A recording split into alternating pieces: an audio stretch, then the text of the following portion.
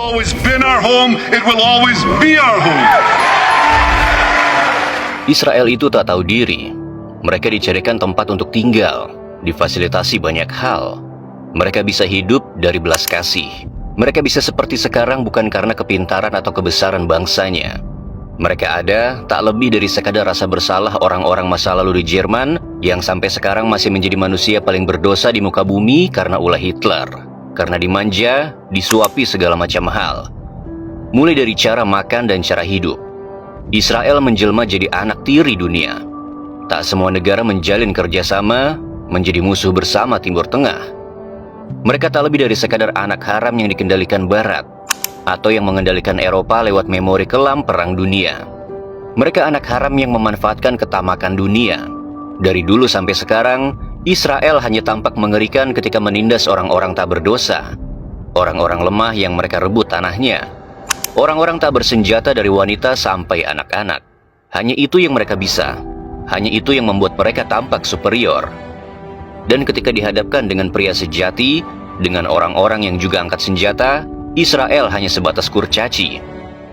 Hari-hari mereka dipenuhi ketakutan. Tangis melebihi bayi, mereka pertontonkan tiap berhadapan langsung dengan para pejuang Hamas. Popok mereka pakai untuk menampung kotoran dan rasa malu. Sebatas itu, Israel hanya berani karena Palestina serba kekurangan. Karena Palestina berada di bawah kontrol mereka. Dan ketika dihadapkan dengan negara yang lebih mapan, dengan bangsa yang lebih panjang sejarahnya terhadap perang, para Zionis kalang kabut, tak berkutik, penakut. Zionis tak menyangka serangan udara mereka bisa dilumpuhkan oleh sistem pertahanan. Sebab selama ini Palestina dengan mudah dihancurkan dari udara. Kini pesawat tempur yang mengudara di atas tanah Persia tak kembali ke asal, selalu jatuh ke tanah.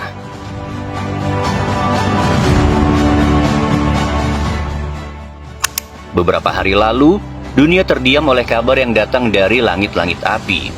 Di saat malam masih menggigil, pesawat-pesawat tanpa tanda meluncur melintasi perbatasan dan menyasar jantung rahasia Republik Islam Iran. Fasilitas-fasilitas nuklir yang diselimuti kabut misteri dan paranoia. Mereka datang bukan dengan deklarasi perang, tapi dengan presisi mematikan. Rudal Israel menghantam Isfahan dan Natanz, meluluh lantakan ruang-ruang bawah tanah yang diduga tempat pengayaan uranium. Ledakan itu tak hanya meratakan beton, tetapi juga menghentikan napas beberapa petinggi militer Iran. Nama-nama yang sebelumnya hanya berbisik dalam lorong intelijen, kini terukir di batu nisan para martir. Salah satunya ahli nuklir yang juga penghubung komunikasi antara Iran dan Amerika Serikat, Ali Samkhani. Israel tak pernah benar-benar mengaku, tapi dunia tahu siapa yang menyalakan api.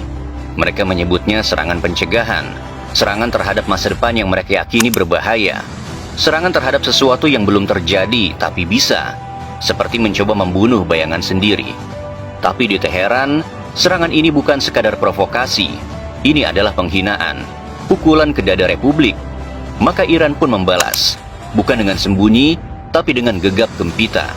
Untuk pertama kalinya dalam sejarah konflik modern, Iran meluncurkan ratusan rudal balistik dan drone ke wilayah Israel secara langsung. Melintasi Irak, Suriah, Lebanon, dan langit Yordania, menuju ke jantung musuh mereka Tel Aviv dan Haifa. Peluncuran ratusan atau mungkin ribuan rudal balistik disambut sorak-sorai. Mereka yang di Lebanon menari di bawah cahaya api yang melintasi langit-langit. Mereka merayakan seakan itu pertunjukan kembang api berkelas abad ini.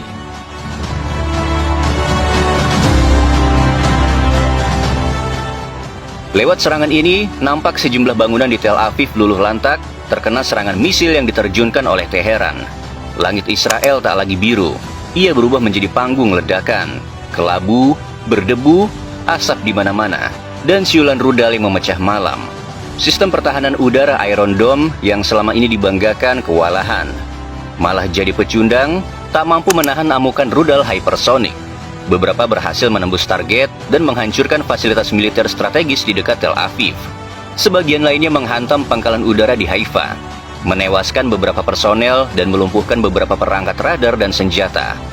Iron Dome bukan hanya tak berkutik, karena kewalahan dan kalah canggih dari rudal hypersonic, Iron Dome sampai error, malfungsi, sistem pertahanan yang harusnya terbang ke atas, menahan gempuran lawan, malah jatuh ke pemukiman sendiri. Istilah kata senjata makan tuan. Israel terkejut, dunia tercengang. Tak pernah sebelumnya dua musuh bebuyutan ini saling menyerang secara langsung dalam skala sebesar ini. Selama puluhan tahun, keduanya bermain dalam ruang bayangan. Lewat proksi, operasi rahasia, serangan terbatas, dan balas dendam yang dibungkus kata-kata samar. Selama ini Iran dijadikan salah satu tempat favorit Israel dalam menjalankan operasi rahasia. Badan Intelijen Israel, Mossad, telah menyelundupkan senjata ke Iran sebelum serangan itu dilakukan. Mereka berencana menggunakan senjata itu untuk menyerang pertahanan Iran dari dalam.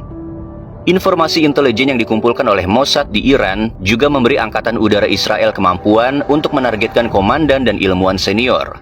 Mossad telah memperlakukan Iran seperti taman bermainnya selama bertahun-tahun. Dari pembunuhan ilmuwan nuklir terkemuka hingga menyabotase fasilitas nuklirnya. Israel telah membuktikan berkali-kali bahwa mereka selalu unggul dalam perang bayangan ini yang kini telah berlangsung secara terbuka sejak serangan balasan pertama pada April 2024.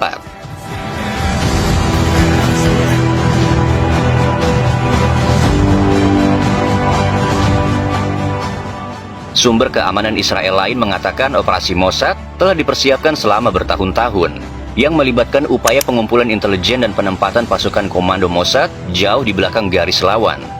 Beberapa pasukan beroperasi di ibu kota Iran itu sendiri. Tak hanya ilmuwan atau petinggi militer Iran yang jadi korban dari operasi rahasia Mossad, pemimpin Hamas Ismail Haniyeh juga dibunuh Israel di Teheran. Ini membuktikan mereka seakan sudah mengontrol Iran dari dalam. Tapi kini, perang yang sebelumnya serba rahasia dan hanya memunculkan prasangka, semuanya menjadi telanjang.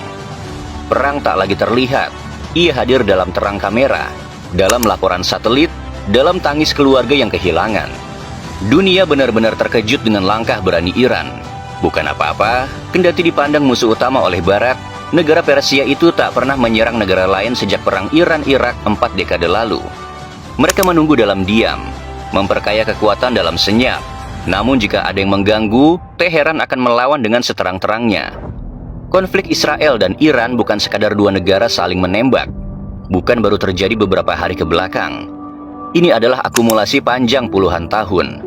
Ini pertarungan dua ideologi yang sejak awal tak pernah bisa berdamai. Di satu sisi, Israel, negara kecil yang selalu merasa dikepung, memilih bertahan lewat kekuatan, ketakutan, dan stigma. Di sisi lain, Iran, Republik Revolusioner yang meyakini dirinya sebagai benteng terakhir perlawanan terhadap imperialisme dan Zionisme. Militer yang tidak kalah. Iran telah dianggap sebagai musuh nomor satu dari Israel. Negeri para mullah itu penyokong utama sejumlah musuh negara Zionis di kawasan seperti Hamas di Gaza dan Hizbullah di Lebanon. Sementara itu, kepemilikan senjata nuklir oleh Iran merupakan garis merah bagi Israel. Selama bertahun-tahun, Israel dan khususnya Perdana Menteri Benjamin Netanyahu bersikeras bahwa Iran hampir memperoleh senjata nuklir. Bahkan ketika Teheran mengklaim bahwa program nuklirnya adalah untuk tujuan damai. Dalam upaya membenarkan serangan, Netanyahu mengatakan Iran dapat memproduksi senjata nuklir dalam waktu yang sangat singkat, bisa jadi 1 tahun, atau bisa juga beberapa bulan. Seorang pejabat militer Israel yang tidak disebutkan namanya, juga mengatakan Iran memiliki cukup bahan fisi untuk 15 bom nuklir dalam beberapa hari. Akan tetapi, tudingan ini berbeda dengan penilaian internasional. Badan Tenaga Atom Internasional pernah membuat laporan bahwa Iran telah gagal menegakkan kewajiban yang telah ditandatanganinya sebagai bagian dari perjanjian non-proliferasi nuklir.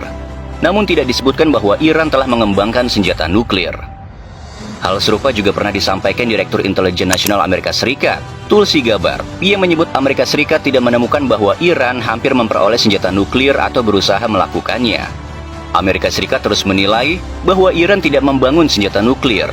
Dan pemimpin tertinggi Ayatollah Ali Khamenei belum mengesahkan program senjata nuklir yang dihentikannya pada tahun 2003. Tulisnya dalam sebuah laporan yang dikutip Al Jazeera.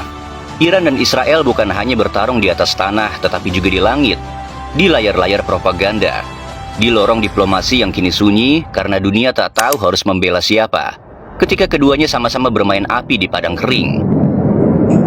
Wow, bebatesiku.